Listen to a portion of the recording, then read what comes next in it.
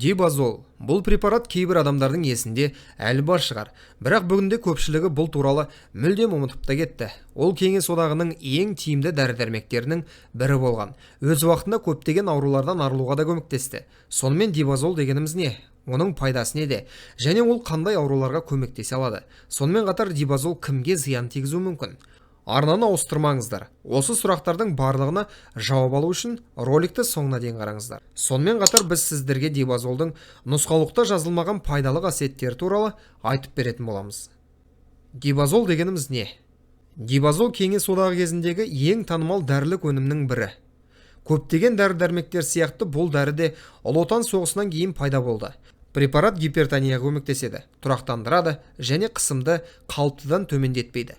Дибазол гипотензивті және тыныштандыратын әсерге ие, тамырларды кеңейтеді және қан ағымын жақсартады.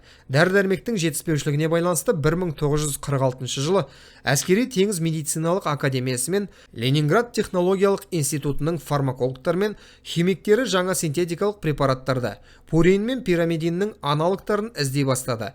Олар организм үшін маңызды рөл атқарады. Ақуыз синтезіне қатысады, энергия алмасуын ынталандырады, жасушалардың өсуі мен дамуына әсер етеді. Нәтижесінде орталық жүйке жүйесінің қозғыштығының жоғарылауына әсер ететін дибазол препарат жасалды. Препарат мысықтар мен канарейкаларда сыналды. Соңғыларында ол қысқы кезде алғашқы рет әуенді шырқау туғызды. Мұндай нәтижелер параличтен кейін қозғалысты қалпына келтіру үшін препаратты қолдануға мүмкіндік берді. Ол сондай-ақ әртүрлі неврологиялық ауруларды емдеу үшін қолданылған және бүгінгі күнге дейін қолданылады. Мысалы, ол бет невритіне қарсы жақсы жұмыс жасайды. Бірақ жолда Сталинге дибазол көмектеспеді. Айтпақшы, дәрігерлер оның сол қолын емдеуге тырысты. Ол жарақат алғаннан кейін сол қолы оң қолынан қысқа және әлсіз болды. Алайда ол жарақатты 6 жасында алғанын ескерсек, 60 жылдан кейін жалғыз бір препаратпен толық емдеу мүмкін болмады. Біраз уақыттан кейін зерттеу барысында басқа ғалымдар дибазолды қолдануды кеңейтті. Препарат иммуностимулятор, антиспазмдық және тамырларды кеңейткіш болып шықты. Сонымен қатар инфекцияларға қарсы күресте дененің қорғаныс реакцияларын күшейтті. Дибазол арзан, өндіруге оңай, тиімді. Сонымен қатар бүгінгі күнге дейін сұранысқа ие.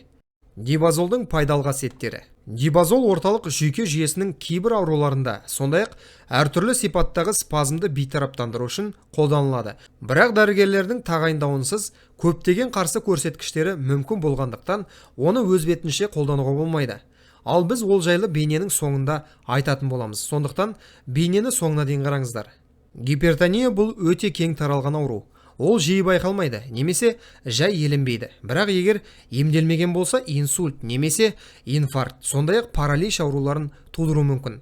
Сонымен қатар оның салдарынан жағымсыз әсерлер тудыратын басқа да ауруларға өршіп кетуі мүмкін. Мысалы, гипертензия аясында қант диабеті, артық салмақ, остеохондроз және атеросклероз дамуы мүмкін. Ең қорғалмаған санат 50 жастан кейінгі адамдар, және бұл ауру ер адамдарда жиі кездеседі. Дәл осы жағдайда дибазол қан қысымын қалыпқа келтіру арқылы жоғарыда аталған барлық аурулардың алдын алуға көмектеседі. Сондай-ақ препарат қан тамырларының, бұлшықеттердің және ішкі органдардың спазмы, гипертония мен орталық жүйке жүйесінің аурулары кезінде ұсынылады. Дибазол қан тамырларының тегіс бұлшықеттеріндегі бос кальцийді азайтуға қабілеті бар. Осылайша бұлшықеттердің босаңсуын қамтамасыз етеді және сіреспе синдромын алдын алады. Жылында препарат нейрон аралық деңгейде метаболизм процесін жылдамдатады. Осылайша жұлынның жұмысы жақсарады және перифериялық нервтер белсенділігін қалпына келтіреді. Босаңсытады және аздап тыныштандырады. Иммундық жүйені де күшейтеді. Антиденелерді өндіруге белсенді көмектеседі. Процесте интерферондар өндірісі артады. Препараттың белсенді заты тамырлардың кеңеюіне көмектеседі. Бұл жүректегі күшті және ұзақ уақытты қалыпты қан ағынын тудырады. Бұл процесс миокардқа жүктемені азайтуға көмектеседі. Қан айналымының көлемдік жылдамдығын арттырады. Жүрек бұлшықетін күшейтеді және оттегі ағынын арттырады. Дибазол қандай аурулар кезінде тағайындалады? Препарат сонымен қатар гастроэнтерологтар, пульмонологтар, хирургтар, инфекционистер және иммунологтар тәжірибесінде қолданылады. Ол көбінесе спастикалық колит, ойық жара және гастрит, Сондай-ақ асқазандағы бұлшықет қабырғасының тонусын жоғарылату үшін тағайындалады. Және де дибазол панкреатит пен холецистит кезіндегі ауырсынуды тоқтатады және азайтады. Және кардиологтар оны жүректің ишемиялық ауруы үшін қолданады. Полиомиелит және энцефалиттің, сондай-ақ жүйке ұштарының қысылуынан кейінгі параличтің және жүйке магистралінің қабыну салдарын қалыпқа келтіруде белсенді қолданылады. Ол сондай-ақ гипоксияда мидың қалыпты қанмен қамтамасыз етілу үшін қолданылады. Ол респираторлық вирустық инфекциялардың алдын алу үшін және вирустық немесе бактериялық шығу тегі бар ауыр жұқпалы аурулармен ауыратындардың кешенді терапиясында қолданылады. Дибазол цитавир 3 вирусқа қарсы дәрінің құрамына кірді. Клиникалық зерттеулерге сәйкес, егер сіз оны тұмау немесе вирусты аурулардың алғашқы сағаттарында қабылдай бастасаңыз, онда ауру кезеңі 2 есе қысқарады және жоғары температура болмайды. Сондай-ақ препарат әртүрлі ауруларға жақсы бейімделеді және ол адаптогендер тобына жатады. Адаптоген дегеніміз бұл организмдегі көптеген зиянды әсерлерге және стресске төзімділігін арттыратын дәрілер тобы болып табылады.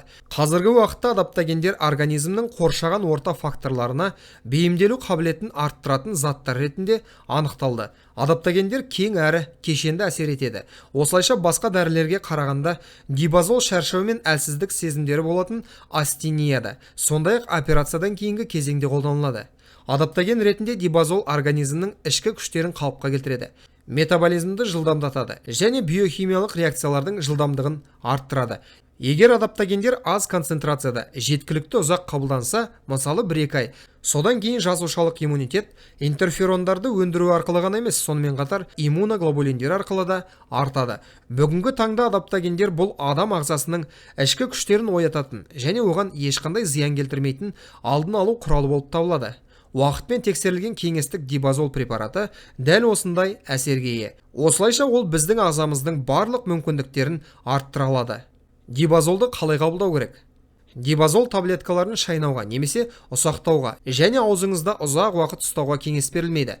Әр пациентке маман дәрі-дәрмектің жеке дозасын таблеткада немесе ерітінді күйінде тағайындайды.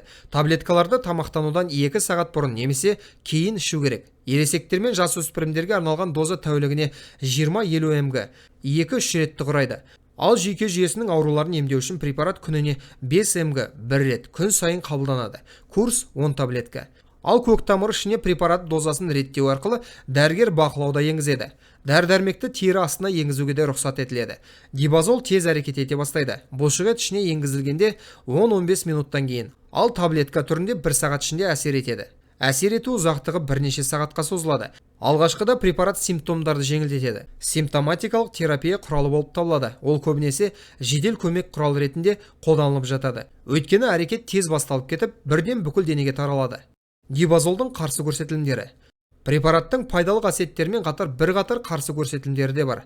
Егер аллергия болса және препаратқа жеке төзбеушілік болса, бауыр мен бүйрек функциясының бұзылуымен, жүрек жеткіліксіздігімен, гипотония, яғни қан қысымының үнемі төмендеуімен, сондай-ақ асқазан мен 12-келі ішектің ішкі қан кетуімен, жиі құрсаулармен және қант диабеті кезінде қабылдауға болмайды. Сонымен қатар дибазолды жұмысы жылдам психомоторлық реакцияны қажет ететін адамдарға тағайындауға болмайды. Егде жастағы адамдарға және жүктілік кезінде, сондай-ақ 13 жасқа дейінгі балаларға сақтықпен қолдану қажет. Ал қабылдау алдында дәрігермен кеңесуді ұмытпаңыз. Құрметті көрермендер, осымен бүгінгі шығарылым аяқталды. Роликті соңына дейін көргендерге, сондай-ақ арнаға тіркелгендерге ерекше алғыс білдіреміз. Бұл бейнені достарыңызбен және жақындарыңызбен бөлісіңіздер. Әрқашан ең пайдалы нәрселерден хабардар болу үшін арнамыздан алыстамаңыздар. Келесі кездескенше аман, сау болыңыздар.